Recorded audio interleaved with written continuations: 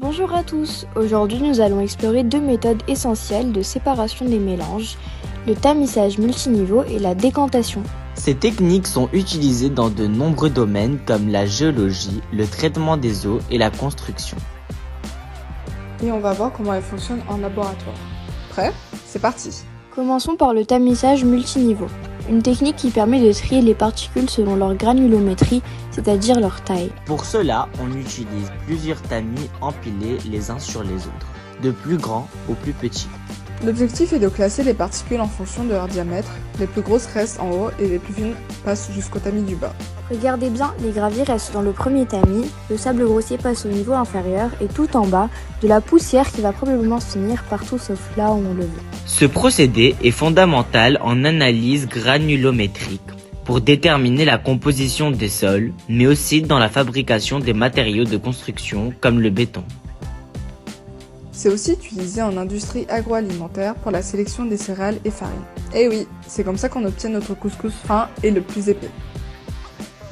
Passons maintenant à la décantation, une méthode basée sur la sédimentation gravitaire. Mais c'est quoi exactement la décantation? La décantation, c'est quand les particules solides, ici les sédiments de roche dans un milieu liquide, se déposent au fond sous l'effet de la gravité. Les plus grosses particules tombent en premier, les plus fines restent en suspension plus longtemps. Et si on attend assez longtemps, l'eau devient plus claire. En gros, c'est comme quand tu laisses ton chocolat en poudre trop longtemps dans ton lait. Le cacao redescend tout en bas, sauf que là, c'est des cailloux. Pour expérimenter cela, on va verser notre mélange de sédiments dans un bécher contenant 100 ml d'eau et observer ce phénomène. Au départ, tout est en suspension, mais au bout de quelques instants, on commence à voir la séparation. Bon, analysons tout ça.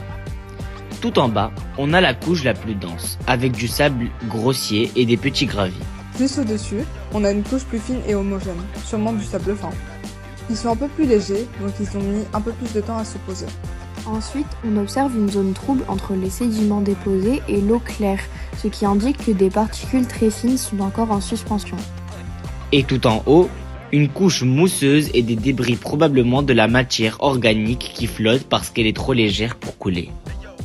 On observe ici un processus naturel similaire à ce qui se passe dans les rivières, où les sédiments se déposent progressivement en strates. Cette technique est essentielle en traitement des eaux car elle permet d'éliminer les impuretés avant la filtration.